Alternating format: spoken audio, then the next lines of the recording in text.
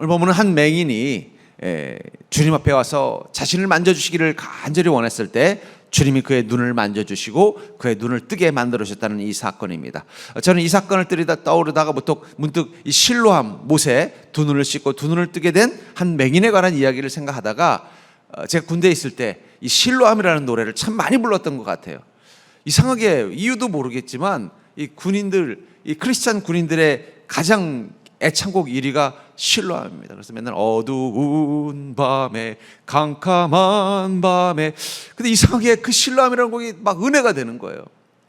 저도 그 찬양을 열심히 불렀는데 보니까 요즘도 그 실로암 곡을 많이 부른다 그러더라고요. 광철이도 불렀는지 모르겠지만 하여튼 이 실로암 곡은 이 군인들의 애창 찬양입니다. 근데 왜 이것이 그 군인들에게 그렇게 공감이 됐을까 생각해 보니까 그 가사에서 공감할 수밖에 없는 부분이 있어요. 뭐냐면 종이 울리고 닭이 울려도 내 눈에는 오직 밤이었어. 우리 군인 아저씨들, 우리 군인들의 마음은 어때요? 그들의 눈에는 지금 어두운 밤, 캄캄한 밤이, 아이고 앞으로 이 군생활을 어떻게 하나. 그것도 훈련소에 있는 군인들의 마음은요, 앞길이 막 깜깜하게 보이는 거예요. 아무리 닭이 울어도 밤새도록 보초섰지만 여전히 아이고 앞으로 남은 이 군생활을 어떻게 하나. 눈앞이 깜깜한 그 마음을 너무나 잘 반영하고 있는 게 바로 내 눈에는 오직 밤이었어. 그리고 주님 마음속에 사랑이 있음을 나는 느낄 수 있어서 이 차가운 새벽 같은 힘들고 어려운 시간 가운데 있지만 주님의 사랑이 밤새 추운 새벽 근무를 썼던 그 마음에 온기가 되는 기쁨을 누리기 때문에 아마 이 찬양을 좋아했던 것이 아닌가 생각이 듭니다. 오 주여 당신께 감사하리라. 실로암 되게 주심을 나에게 영원한 사랑 속에서 떠나지 않게 하소서. 이 실로암이라는 것은 바로 맹인이 눈을 뜨게 한 곳이며 이 실로암이라는 뜻은 바로 보냄을 받은 자라는 뜻이에요. 내가 이곳에 있는 거 그냥 있는 게 아니라 어쩔 수 없이 대한민국에서 태어나서 어쩔 수 없이 군 남자로 태어나서 하는 것이 아니라 하나님이 나를 이곳에 보냈다라는 어떤 확인, 보냈다면 보내신 분이 지키고 보호하시는 능력이 함께 하심을 믿는 확신이 이 찬양을 군인들이 좋아하게 만든 게 아닌가 하는 생각이 들었어요. 그런 의미에서 저는 어쩌면 모든 그리스도인은 바로 실로암 몰에서 눈을 뜬 인생과 같지 않은가 생각이 들어요. 어두운 밤, 캄캄한 밤, 종이 울고 닭이 울어도 여전히 내 인생에는 깜깜한 밤처럼 느끼는 그 인생 가운데서 우리는 그 차가운 겨울 새벽 같은 그 밤새도록 잠 못 이루는 인생의 고난 가운데서 우리는 주님의 사랑의 온기를 느끼고 그리고 감사함으로 나를 보낸 자, 나를 불러서 보낸 자라는 인생이라는 것, 또 주님의 사랑 속에 있는 자라는 것을 깨닫고 다시 시작할 수 있는 힘을 얻게 되는 그 마음의 눈이 떠지는 기쁨, 그게 바로 이 실로암이라는 찬양 속에 들어있는 것처럼 실로암 못에서 두 눈을 뜬 인생이 된 게 바로 그리스도인이라는 것입니다. 어쩌면 우리는 예수 그리스도가 우리의 삶을, 영혼을 만드셔서 이제는 믿음의 눈을 뜨게 됐고 믿음의 눈을 뜬 순간 뜨고 보고 사는 인생으로 바뀌었다면 우리가 예수 그리스도를 통해서 이제 우리의 영혼의 눈, 믿음의 눈을 뜨고 사는 인생은 어떤 인생이 될까? 저는 오늘 이 한 맹인이 예수님의 그 손대심을 통해서 두 눈이 떠지게 된 이 사건을 통해서 우리도 인생의 맹인들이었던 우리도 주님의 만지심을 통해서 두 눈을 뜨고 사는 인생이 되었을 때 어떤 변화가 나타나는지를 깨닫고 여러분들도 여러분의 인생 가운데 어두운 밤, 캄캄한 밤 주님의 사랑을 느끼며 그 실로암 노래를 부르며 나갈 수 있는 인생이 될 수 있기를 주의 이름으로 축복합니다. 먼저 중요한 것은 주님은 우리가 무엇이 보이는지를 물어보신다는 거예요. 성령님께서 우리의 인생을 만져주시고 우리의 이 다친 눈을 떠주게 하셔서 우리의 영혼의 눈이 떠서 믿음의 눈을 가지게 됐을 때 주님은 이렇게 물어보신다는 것입니다. 너는 무엇이 보이느냐? 보면 23절에서도 예수께서 맹인의 손을 붙잡으시며 마을 밖으로 데리고 나가사 눈에 침을 뱉으시며 그에게 안수하시고 무엇이 보이느냐 물으시니, 왜 무엇이 보이느냐고 물어봤을까요? 잘 보이냐? 이렇게 물어볼 수 있는데 무엇이 보이냐? 왜냐하면 인간의 눈에 보이는 것은요, 모든 게 다 보이는 게 아닙니다. 사람의 눈에 보이는 것이 있고 또 박쥐와 같은 새들의 눈에 보이는 것이 다른 것처럼 또 심지어는 사람들의 눈도요, 그 사람의 관심사에 따라 보이는 것이 다릅니다. 백화점이나 시장 같은 데 가면요, 아이들은 장난감만 보이고 엄마들은 신상 가방이 보이는 거고 아빠들은 뭐가 보이나요? 본인이 좋아하는 취미가 보일 것입니다. 우리가 다 세상을 보는 것 같지만 그렇지 않아요. 내가 보고 싶은 것, 내가 봤으면 하는 것, 그것들이 보이는 거예요. 다른 건 안 보여요. 다 보고 사는 게 아니에요. 그렇다면 우리가 예수 그리스도 통해서 믿음의 눈이 띄었다면 우리 눈에 보이는 게 무엇이냐는 것입니다. 성령이 우리 인생을 만져주시고 우리의 눈을 뜨게 해주시고 우리의 영혼을 깨어나게 했을 때 우리 눈에 무엇이 보이냐는 거예요. 이 맹인의 눈에 보인 것은 무엇이었을까요? 히브리서 11장 1절에 보면 믿음은 바라는 것들의 실상이요 보이지 않는 것들의 증거다 하면서 믿음의 눈을 가진 이에게만 보이는 것이 있다라고 말하고 있습니다. 여러분들은 믿음의 눈을 가진 자라는 사실을 기억하시기 바랍니다. 여러분들의 눈에만 보이는 게 있다는 거예요. 세상 사람들, 여러분들과 같은 초등학교 동창, 중학교 동창, 또 혹은 또 여러분들과 한 집에서 같이 살았던 형제들, 그들의 눈에 보이지 않는 게 우리 눈에 보이는 게 있습니다.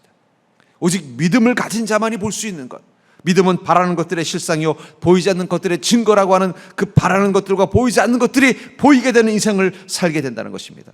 그건 구체적으로 사도행전 7장 55절부터 56절에 보면 스데반 집사님의 눈에 보이는 사건이 있었습니다. 스데반이 성령 충만하여 하늘을 우러러 주목하여 하나님의 영광과 및 예수께서 하나님 우편에 서신 것을 보고 말하되 보라 하늘이 열리고 인자가 하나님 우편에 서신 것을 보느라 하노라.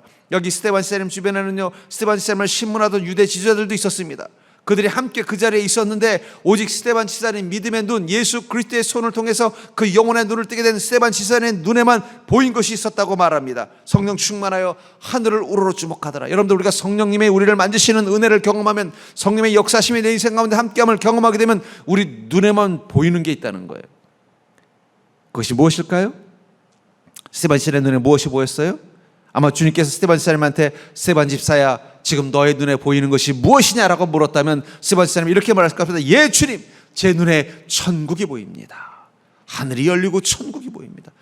여러분들의 눈에 천국이 보이는 자 되기를 주의 이름으로 축복합니다. 천국이 보이면 어떤 마음이겠어요? 가고 싶지 않겠습니까? 여러분, 지난 2년 넘게 우리가 코로나에 꼼짝을 못했잖아요. 그러다가 이 여행 프로그램 보면요 다 가고 싶더라고요. 꼭 굳이 해외가 아니어도 돼요. 저기 한 3년 전에 한번 휴가 갈 때 갔던 것 같은데 그동안 코로나라 못 갔는데 한번 가보고 싶네. 저기 전에 한 10년 전에 이 수학여행 뭐 이렇게 여행으로 갔다 온 곳인데 저기 가보고 싶네. 막 다 가보고 싶은 거예요. 왜요? 보이니까 갑자기 가보고 싶어지는 거예요. 천국이 보이면요 우리 마음이 막 설렐 것입니다. 어떻게 설레요? 빨리 천국 가보고 싶다. 저 천국에 하나님 내게 주신 처소에 가서 거기서 막 행복하게 편안하게 한번 기쁘게 자유하게 살아보고 싶다. 막 그게 오늘 지금 내 마음 가운데 막 설렐 거예요. 스데반 집사님들 그런 거예요. 저 천국이 보이니까 갑자기 이 상황이 어떤 상황인가가 중요한 게 아니에요. 지금 이 스데반 집사님이 처한 상황은 어떤 상황이에요? 자신을 오해하는 유대 지도자들에 의해서 돌에 맞아 죽게 생긴 상황이에요. 근데도 그의 마음에 뭐가 있어요? 아이고 큰일 났다, 나 죽게 생겼네, 어떡하면 좋지? 이게 아니라 가고 싶다 천국. 성령님이 우리의 눈을 만져주시고 우리의 영혼을 깨게 되면요 우린 천국에 대한 소망이 막 내 마음과 막 가슴을 뛰게 만들어요. 주님이 부르시면 저 천국에서 영혼의 안식을 누리는 그날, 그것이 보이는 인생이 된다는 거예요. 또 주님이 스데반 집사님한테 스데반 집사야 너의 눈에 지금 무엇이 보이냐면 이렇게 말할 것입니다. 예, 제 눈에 부활하신 주님이 보입니다. 부활하신 주님이 보인다는 얘기는 뭐예요? 나도 부활할 거란 것을 믿게 되는 것입니다. 여러분들이 다시 부활할 것을 믿습니까? 다시 살 것을 믿습니까? 근데 우린 믿는다고 말하지만 사실은 믿긴 믿지만 확신이 없잖아요. 그러니까 어떻게 돼요? 죽음을 두려워하는 거예요. 근데 만약에 여러분들이 어찌어찌에다가 교통사고가 나가지고 숨이 끊어졌어요. 내가 중환자실에 누워있는 걸 내가 하늘에서 보는 거예요. 그걸 뭐 영혼이 떠서 이렇게 옮긴다 뭐 그런 얘기가 있더라고요. 사실인지 아닌지 잘 모르겠습니다. 그래서 나 죽었나 보다. 근데 조금 있다가 다시 내 영혼이 몸속으로 휙 들어가는 게 느껴지더니 눈이 떠지는 거예요. 다시 살아난 거예요. 깜짝 놀랐어요. 사람들이 1시간 동안 심장이 멎어서 우리가 장례 치려고 그랬는데 어떻게 살아났네? 글쎄 말이에요. 이거 어떻게 된 거지? 그리고 가다가 그만 또 하늘에서 뭐가 떨어져 또 죽었어요.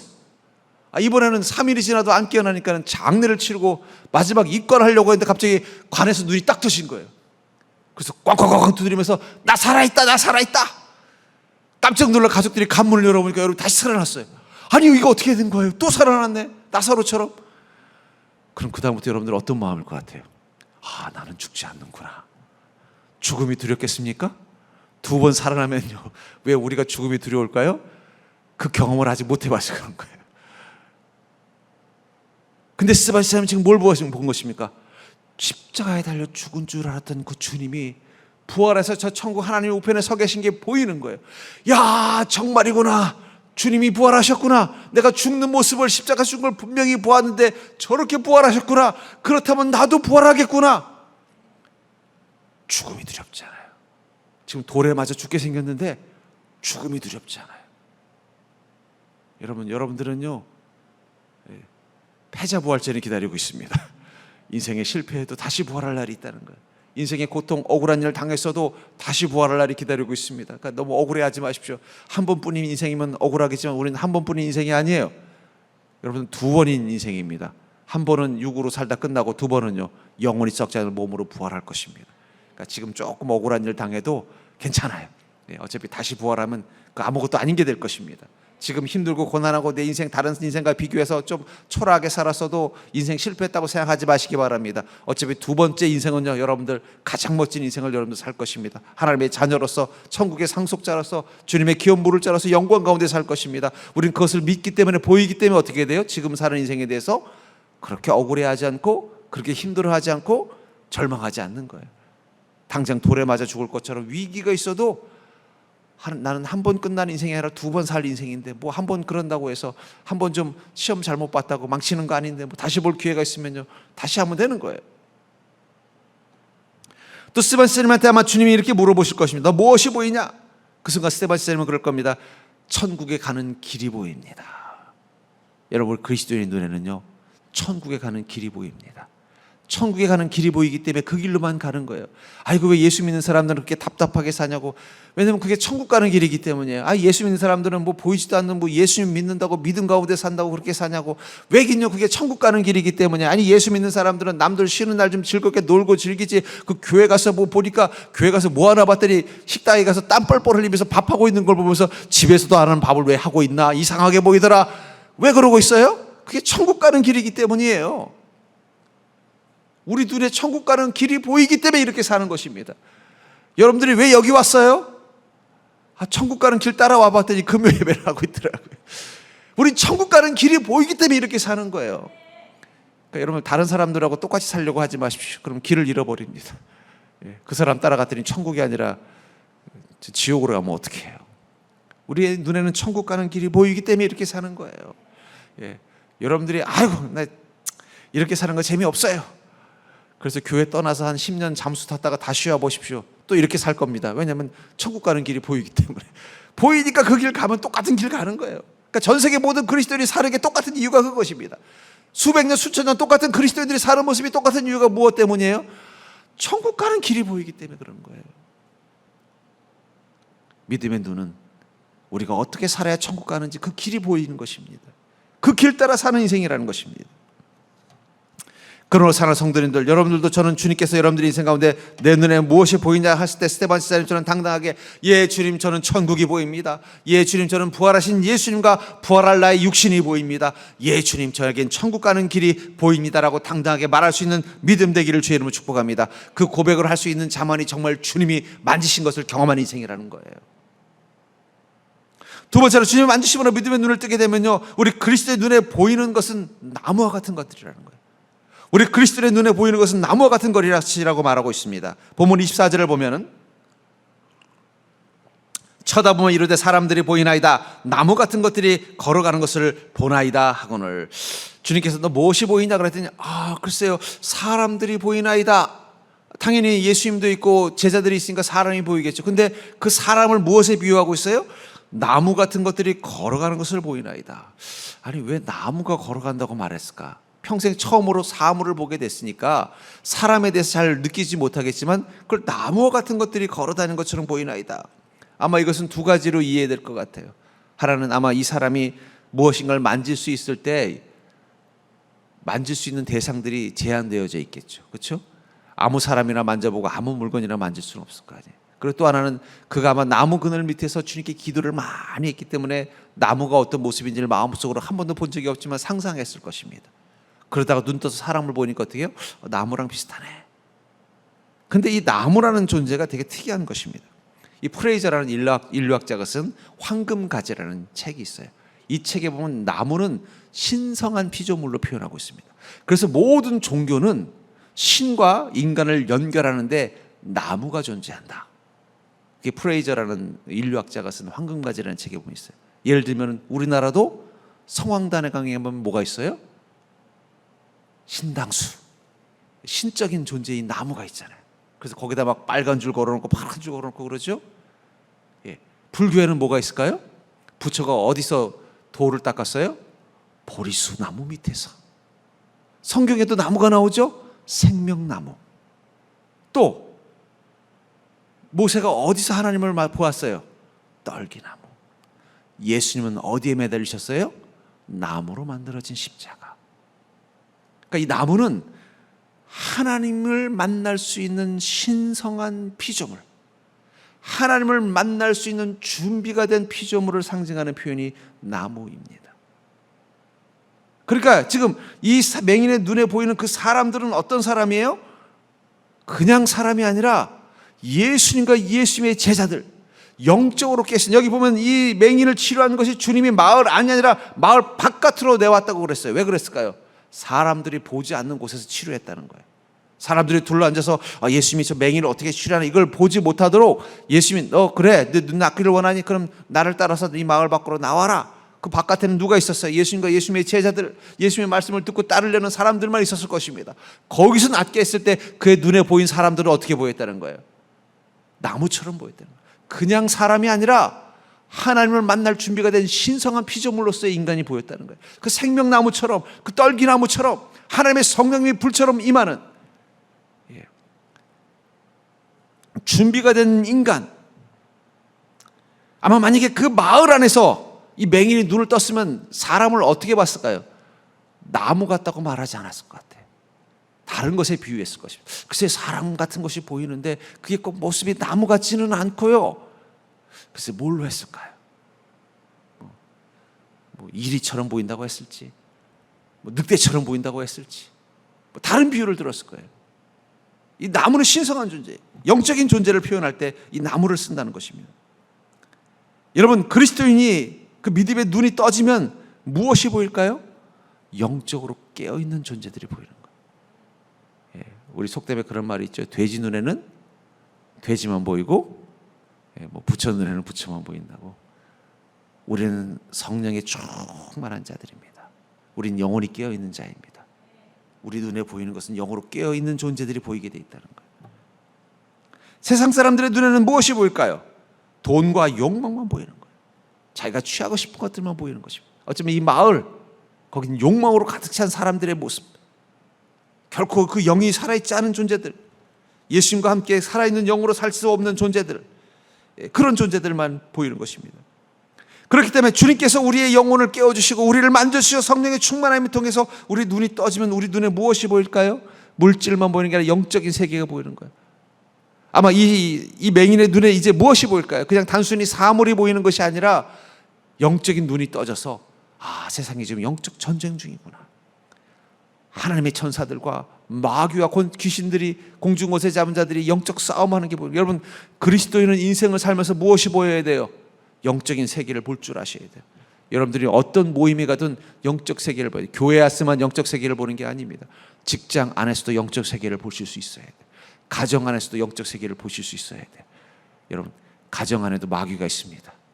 그렇다고 여러분을 남편한테 자식한테 마귀야 물러가라고 하지 마시길 바랍니다. 그러면 오해합니다. 마귀가 있는 거지 그 사람이 마귀는 아니에요. 마귀가 있을 뿐이에요. 영적 세계를 보셔야 된다는 거예요. 오늘따라 저 인간이 왜 저러나? 그건 누가 그러는 거예요? 마귀가 하는 거예요. 마귀가 하는 거지 저 인간이 하는 게 아닙니다. 그러니까 여러분, 저 인간을 미워하지 말고 뒤에서 조정하는 마귀를 미워하는 자, 대적하는 자 되기를 주의 이름으로 축복합니다. 우리 영적인 눈을 뜨고 세상을 바라봐야 됩니다.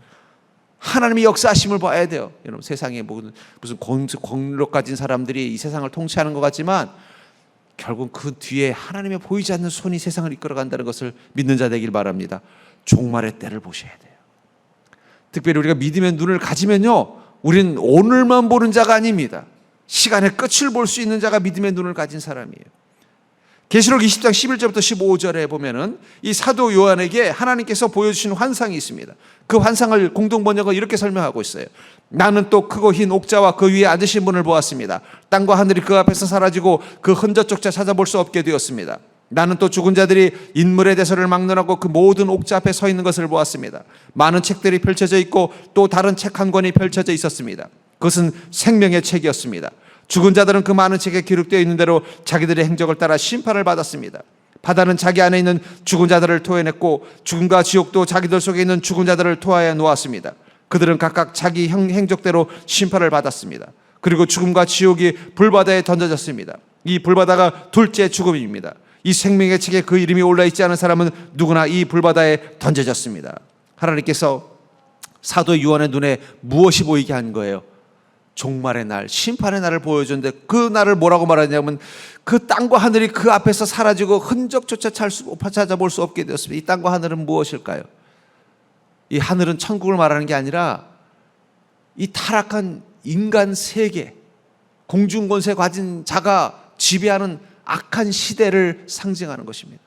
그럼 왜 사도 요한에게 하나님 이걸 보게 해줬을까요? 사도 요한은 지금 반모섬에 유배되어 있었습니다. 그 당시 때 이 로마가 기독교를 핍박하고 있었습니다. 교회를 무너뜨리고 교회 믿음 있는 자들을 다 핍박하고 있었을 때 사도 요한도 이 유배지에 가 있었던 거예요. 그리고 교회들이 무너지고 성도들이 흩어지고 배교자들이 나타난다는 소식을 듣고 마음이 너무 괴로워서 하나님께 이렇게 질문했을 것입니다. 주님, 하나님의 능력은 어디 갔습니까? 세상은 왜 점점 더 악해져 가고 왜 교회는 이렇게 무기력하게 무너져 가고 있습니까? 하나님의 능력은 어디 있습니까? 그랬더니 하나님께서 그의 눈을 떠서 뭘 보게 하는 거예요? 이 일의 끝에 무엇이 있는지 보아라. 그렇게 기세 등등하던 하늘과 땅의 권세를 잡은 자들이 흔적도조차 없이 사라진 것을 너는 보게 되는 것이다. 그걸 보여준 거예요. 지금 눈앞에는요, 그 강한 힘을 가진 자들이 하늘과 땅을 지배하면서 교회를 핍박하고 악을 행하고 세상을 혼란스럽게 만들고 인간에게 고통을 주고 있어서 그들의 힘이 너무 강해서 아무도 저항할 수 없고 이 문제를 해결할 수 없다고 생각하는 절망적인 순간 속에서 낙심할 수밖에 없는 성도에게 주님이 무엇을 보게 한 거예요? 그들의 끝을 보게 해줬다는 거예요. 여러분들의 인생을 힘들게 하는 이 하늘과 땅의 악한 것들, 죄악들, 실망하게 하는 그것들 때문에 낙심하지 않기를 주의 이름으로 축복합니다. 사도 요한도 낙심했다는 거예요. 근데 주님이 무엇을 보게 한 거예요? 그것들이 흔적도 없이 사라지는 시간을 보여주고 그러니까 그렇구나. 그러니까 여러분들 또 직장 생활하면서 인생 생활하면서 여러분들 앞에 악을 행하는 자들을 보게 될 거예요. 권세를 가지고 권력을 가지고 죄를 짓고 인생을 불행하게 만들고 추하게 만드는 자들을 볼 때마다 마음속으로 하나님이 때가 되면 저것들을 흔적도 없이 사라지게 할 것이다. 그러니까 낙심할 필요 없어요. 억울해할 필요 없어요. 여러분들 눈에 그것을 보는 날이 있을 거라는 거예요. 또 뭐라고 말하고 있습니까? 생명책을 이야기하면서 죽은 자들은 그 많은 책에 기록되어 있는 대로 자기의 행적을 따라 심판을 받았느니라. 생명책에는 기록이 있는데 어떤 기록이 있어요? 죄와 의에 대한 기록이 있다는 거예요. 죄의 결과가 무엇이냐, 의의 결과가 무엇이냐가 기록되어 있는 게 아니라 죄와 의가 기록되어 있다는 거예요. 죄로 성공했어도 거기에는 성공은 기록되어 있지 않고 그의 죄만 기록되어 있다는 거예요. 의롭게 살다가 실패하고 고난을 당했어도 고난과 실패는 기록되지 않고 그의 의가 기록되어 있다는 거예요. 죄가 기록되어 있는 자들은 어떻게 해야 돼요? 죄의 심판, 그의 행적대로 심판을 받게 되어 있다는 거예요. 불의 심판을 받게 있다는 거예요. 이 생명의 책에 그 이름이 올라있지 않은 사람은 누구나 이 불바다, 심판의 바다에 던져졌다는 거예요. 그게 보이고 나니까 갑자기 사도 요한의 어떤 마음이 있을까요? 내가 왜 낙심했지? 내가 왜 절망했지? 내가 왜 이 악한 때 때문에 하나님 도대체 어디 계시냐고 원망했지? 하나님이 벌써 준비하고 계시는데. 또 그걸 보고 나니까 내가 어떻게 살아야 되겠다고 생각했어요. 사라진 하늘과 땅의 공중곳에 잡은 자와 함께 권세를 갖고 사는 것에 관심을 두는 게 아니라 저 천국에 내 보좌가 있기를 기도하는 마음으로 살게 된다는 거예요. 또 이 죄를 따라 악을 행해서 더 성공하고 더 상정하고 더 풍요롭게 사는 것보다 비록 고통당하고 억울한 일을 당하라도 내가 선을 따라 의를 쌓아가서 생명책에 내 이름이 기록되는 게 더 중요하다는 걸 알고 거기에 집중하며 살게 돼 있다는 거예요. 그리고 주님께서 내 이름을 생명책에 기록해 주는 것이 너무나 기쁘고 감사해서 그날을 소망하면서 오늘을 살 수 있게 만들어 준다는 거예요. 결국 믿음의 눈을 뜬 사람에게 세상은 두 종류의 인간만 보입니다. 그것은 심판에 멸망할 인생과 생명책에 기록되어 구원의 날을 소망하는 인생. 옆 사람 보고 한번 인사해 볼까요? 자세히 보니 영원히 살겠네요. 예. 여러분 그걸 보세요.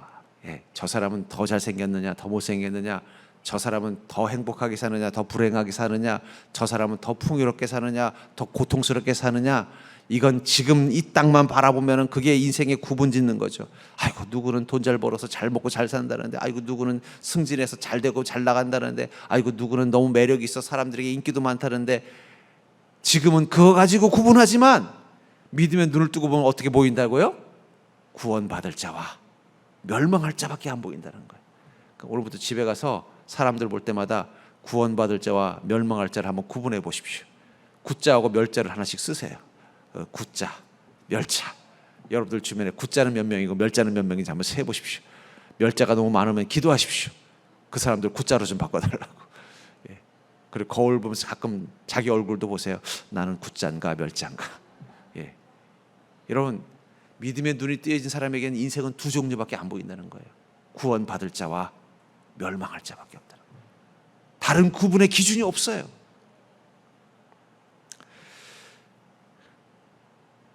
특별히 우리가 믿음의 눈으로 반드시 보아야 할 것이 있다라고 말하고 있습니다. 우리가 예수 그리스도가 우리의 눈을 뜨게 하셔서 우리 영혼의 눈이 뜨게 했을 때 우리가 믿음의 눈으로 반드시 보아야 할 것이 있다는 것입니다. 25절을 보시면 이에 그 눈이 그의 그 눈에 안수하심에 그가 주목하여 보더니 나아서 모든 것을 밝히 보는지라. 주님께서 무엇이 보이냐 그랬더니 나무 같은 것이 보입니다 했더니 다시 안수했다고 말씀하고 있어요. 그랬더니 모든 것이 밝히 보였다. 여러분, 무지하다는 것은 바보라는 뜻이 아닙니다. 잘 알지 못하면 무지한 거예요. 예. 여러분, 모르는 사람은요 죄를 짓지 않습니다. 어설프게 아는 사람이 죄를 짓는 거예요. 예. 모르는 사람은요, 내가 모르기 때문에 어떻게 돼요? 난 모릅니다라고 고백할 수 있는 사람은 절대 죄를 짓지 않습니다. 나는 모릅니다. 나는 어리석습니다. 나는 못났습니다. 나는 죄인입니다. 이런 마음 가지고 사는 사람은 죄 짓지 않아요. 예. 자기가 죄인이라고 말하고 죄 짓는 사람은 없습니다. 예. 아니면 사이코패스든지. 예. 근데 대부분 나는 의인이라고 말하면서 죄를 져요. 나는 죄가 없다고 말하면서 죄를 행하더라는 거예요. 마찬가지입니다. 여러분들, 우리가 왜 이 인생 가운데 어리석은 행동들을 하는가? 다 알지 못하기 때문에 그래요. 왜 우리가 인생에 대해서 억울해하고 원망하고 또 하나님 도대체 어디 계신 거야? 라고 생각하느냐? 다 알지 못하기 때문이라는 거예요. 여러분, 우리가 다 알게 되면은요 이해할 수 있게 될 것입니다. 하나님의 뜻을 이해할 수 있게 되는 거예요. 인생의 고통의 의미를 이해할 것입니다. 여러분, 셜록 홈즈 같은 추리 소설을 보면 어떻게 돼요? 도대체 누가 범인인지 왜 이렇게 꼬였는지 다 모르다가 마지막에 셜록 홈즈가 사람들 다 불러놓고 설명하고 나면 우리도 그래서 이런 일이 일어났구나. 그리고 아무도 없었던 이유가 그래서였구나. 다 알게 되어야만 비로소 이해되는 일들이 인생 가운데 많다는 거예요. 특별히 인생의 고난과 인생의 부조리. 왜 도대체 하나님 계시다면서 인생이 왜 이렇게 못됐습니까? 왜 인생에 왜 이렇게 고난이 많습니까? 저 사람이 무슨 죄가 있다고 저런 고통을 겪습니까? 저렇게 선하고 순박한 사람들이 왜 자살로 죽어야 되는 겁니까? 이해할 수 없는 일들이 너무 많아요. 이해할 수 없는 것은 우리가 다 할 수 없기 때문입니다. 근데 중요한 건 다 알게 되는 순간이 있다는 거예요. 밝히 보이는 때가 있다는 거예요. 우리의 혼과 영이, 그리고 저 하늘과 하나님을 이해할 수 있는 그 시간이 있다는 거예요. 제가 전에 군대에 있을 때 이 열병식이라는 걸 했었습니다. 근데 이제 아마 사단장님이 방문하니까 막 대대장님이 앞에서 이제 열병식을 하느라는데, 열병식에서 가장 중요한 게 뭐냐면 열병을 하는 그 사병들이 줄이 쫙쫙 마치 바둑판처럼 쫙쫙 돼야 돼요. 근데 대장님 보니까 이게 마음에 안 드는 거예요. 좀 저 뒤에 좀 천천히 와, 앞에 좀 빨리 와. 그러다 말을 안 들으니까 갑자기 사병 하나를 부르, 너 좀 일로 올라와 봐라. 그런 거. 그랬더니 그 사병이 얼떨결에 당황해서 올라갔더니, 자, 네 눈에 보이지? 얘네들이 지금 반듯해 보이니? 삐뚤삐뚤해 보이지? 그랬더니 삐뚤삐뚤해 보입니다. 그치? 네가 제일 삐뚤했어 이놈아! 화를 내는 거예요. 그랬더니 머리를 긁적긁적 하면서 더 열심히 반듯하게 하려고 그래요. 근데 솔직히 저도 잘 모르겠어요. 나는 내 딸은 줄을 잘 맞추고 가고 있다고 생각하는데, 잘 똑바로 가고 있다고 생각하는데, 저 단상 위에서는 어떻게 보이는 거예요? 이건 지렁이처럼 가고 있는 거예요. 안 보이는 거예요. 왜 우리 인생이 이게 뭔가 반듯하지 못한 걸 모르는 거예요. 잘못된 걸 우리 눈에 보이지 않는 거예요.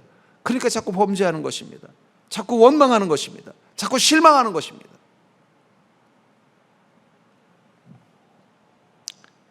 그때 제가 깨달았어요. 그 사건을 보면 내가 지금 제대로 인생 살고 있는지 제대로 보고 있는지는 내가 서 있는 이 자리에서는 모를 수 있겠구나. 저 천국 단상 위에 올라가 봐야 보이는 거구나. 하나님, 저 인생은 왜 저렇게 불행하게 만드십니까? 저 사람 만나보니까 사람도 괜찮고 순박하고 보니까 뭐 죄도 별로 지은 것도 없는데 왜 저 사람은 저렇게 어려운 일을 겪고 고난을 당해야 됩니까? 하나님, 저 사람은 왜 저렇게 승승장구해야 되니까? 저 사람 내가 아는데 정말 못된 사람입니다. 정말 악한 사람입니다. 비열한 사람입니다. 근데 왜 저 사람은 잘 되고 심지어는 자식들도 다 하나같이 잘생기고 하는 일도 잘 됩니까? 도대체 하나님, 이게 어떻게 된 겁니까? 이해가 안 되는 거예요. 이해가. 언제 이해가 된다고요? 천국 단상에 올라가면 보여요. 그래서 그랬구나. 믿음의 눈은 무엇입니까? 이해되지 않지만 하나님이 옳고 선하시다는 것을 보는 것입니다. 그러니까 여러분들, 우리 그리스도는 믿음의 눈을 가지고 보셔야 돼요. 특별히 세상의 어리석음과 악함을. 왜냐하면 우리가 자꾸 그걸 보고 실망하다 보면요, 우리도 모르게 타협하는 거예요. 그래, 나도 그렇게 해야지. 제가 이 군대 2등병 때 저희 부대는 이 구타가 심했어요. 공병대들이 좀 이 구타가 심한 부대예요. 그래서 저희 바로 윗기수하고 약속을 했어요. 우리는 절대 나중에 병장 돼도 아랫사람 때리지 말자. 그래서 상병까지는 약속을 지켰어요. 근데 그 윗기수가 보니까 이게 자기들은 맨날 때리는데 얘네들은 병장에도 때리지도 않고 잘해주니까 마음에 안 들었나 봐요. 갑자기 우리를 불러놓고는 죽을 때까지 막 심하게 두들겨 패는 거예요. 그러니까 이 같이 약속했던 우리 이 동기들이 어떤 마음이 들면 억울한 거예요. 우리는 다 맨날 맞고 아랫사람들은 다 봐줬더니 아랫사람 봐준다고 또 매를 맞고 있는 거예요. 병장까지 와서. 그랬더니 그 중에 몇 명이 그런 거야. 난 억울해서 난 이제부터 때릴 거야. 그러더라고요. 저는 어떻게 했을까요? 끝까지 지켰습니다. 왜 우리가 세상의 악과 부조리 보면서 너무 절망하면 안 되냐면, 너무 분노하면 안 되냐면, 분노하다 보면 억울해지는 거예요. 나도 저렇게 하면 될 텐데 내가 저렇게 안 하니까 나도 저렇게 못 사는 것 같아서 왠지 억울한 거예요. 나도 좀 저 사람처럼 저렇게 비열하게 살면 충분히 나도 저 사람보다 더 잘 될 수 있을 것 같은데 그놈은 믿음과 양심 때문에 못하는 게 억울한 거예요. 처음에는 그 사람이 막 화가 나고 뭐 저런 인간이 다 있어 막 분노가 드글드글 하다가 어느 순간 내가 그렇게 못해서 나는 이렇게 사는가 싶어서 억울해지기 시작하면 나도 모르게 슬슬 발을 어디로 옮기는 거예요? 그 악한 자의 선에 서게 되더라는 거예요. 우리는 그걸 타락이라고 부릅니다. 그래서 저는요, 너무 그 악한 사람들 보고 절망하지 않으셨으면 좋겠어요. 화도 조금만 내세요. 막 그게 막 마음속에서 막 분해서 견디지 못하는 거 별로 좋지 않아요. 왜냐하면 그러다 보면 나도 그렇게 하고 싶은 거예요. 저는 그걸 군대에서 깨달았어요. 내가 억울하다는 마음이 들면 나도 똑같은 사람이 되겠구나. 난 맞더라도 억울하다는 마음 갖지 말자. 내가 맞으면, 내가 바람막이가 되면 내 후배들은 매 안 맞고 편안하게 제대할 수 있지 않나. 그 마음 지키는 게 제일 힘들더라고요. 저도 억울했죠. 왜 안 억울했어요? 확 올라와서 나는 맨날 병장 때까지 매를 맞고 그냥 내가 이게 뭐야? 나도 한 대 때리고 가고 싶더라고요. 근데 안 했습니다. 여러분들, 우리는 믿음의 눈으로 인생을 바라보셔야 돼요. 그러려면요, 이 땅에 서서 인생을 바라보면요, 세상이 너무 악하고 세상이 너무 부조리하고 또 선한 자로 사는 게 너무 손해갖고 억울해 보일 거예요. 근데 믿음의 눈을 가지고 우리를 좀 천국의 단상 위로 우리를 올려보십시오. 요즘은요, 이렇게 드론이라는 게 있잖아요. 그래서 가끔 요즘 여행 프로그램도 보면은 드론을 띄워서 그 관광지나 이런 걸 쫙 찍는 걸 보면은 보이는 게 다르더라고요. 우리는 영혼의 눈이 좀 드론처럼 우리 눈을 높게 떠서 지금 이 좁은 이 땅이 아니라 저 천국에서 인생을 좀 바라보게 하면요, 어떤 마음이 생기는 거예요? 선하게 사는 것이 복이구나. 선한 자에게는 하나님의 보상이 기다리고 있구나. 악한 자가 지금은 잠시 승리하는 것 같고 승승장구하는 것 같지만 그들에게는 하나님이 보이지 않는 지옥을 이미 경험하게 하고 있구나. 그 죄값을 치르게 하고 있구나. 그 인생 가운데 그 대가를 치르게 하고 있구나. 선한 자가 비록 억울한 일을 당하는 것 같고 피해를 보는 것 같고 손해를 보는 것 같지만 하나님이 그것을 이미 보상해 주고 계시고 그런 삶을 살도록 지키고 계시는구나, 천사들이 함께 계시는구나, 그게 보이고 나면요 억울하지 않은 거예요. 우리 믿음의 눈을 떠서 우리 인생을 바라보십시오. 믿음의 눈에 보아야 할 것이 있습니다. 그것은 하나님이 선한 자들, 의로운 자들을 지키시고 그들이 이곳에서 멸망하지 않도록, 무너지지 않도록 함께 계신다는 거예요. 지금 잠시 당장 고난을 당하고 피해를 당하고 억울한 일을 당하고 오히려 악한 이들이 승승장구하는 것 같지만 하나님은 결코 우리를 그대로 이 고통 속에 끝나게 하지 아니하시고 언제든 우리를 다시 세울 날을 준비하고 있다는 것입니다. 고난 한가운데 있는 그 시간 가운데서도 하나님은 멀리 계시지 않고 그 천사를 보내셔서 여러분들을 그 시험 가운데, 그 사망의 올무 가운데 빠지지 않도록 지키시고 보호하신다는 것을 믿음의 눈으로 보셔야 된다는 거예요. 26절에 보니까 주님께서는 그 맹인의 눈을 낫게 하시고는 이렇게 말합니다. 그 사람을 집으로 보내시며 이르되 마을에는 들어가지 말라. 왜 마을에 들어가지 말라고 했을까? 아니, 마을에 들어가서 사람들에게 보여줘야, 야, 예수님께서 또 병든 자를 낫게 하셨네, 역시 예수님, 이럴 텐데 왜 들어가지 말라고 했을까?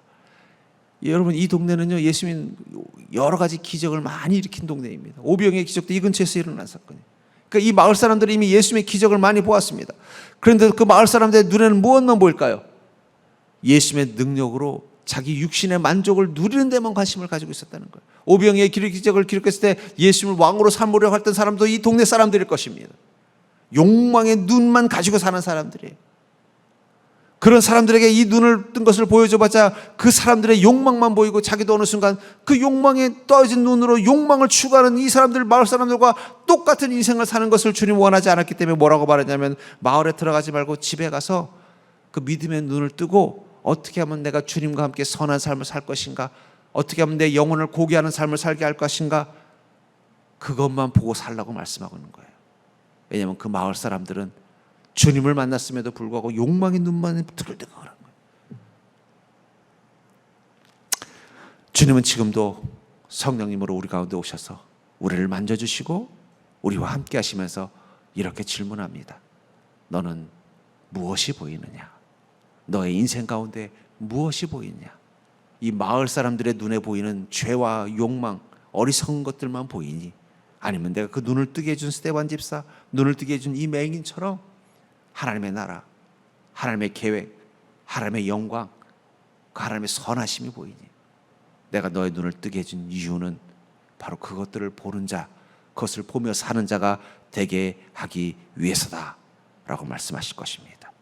여러분들, 세상에서 죄와 욕망에 눈먼 자들의 그 욕망을 보지 마시고 여전히 이 땅 가운데 계신 하나님의 은혜와 능력을 보는 자가 되길 주의 이름으로 축복합니다. 육신의 만족과 기쁨을 보지 마시고 그 영혼의 고귀함과 선함을 보는 자가 되길 주의 이름으로 축복합니다.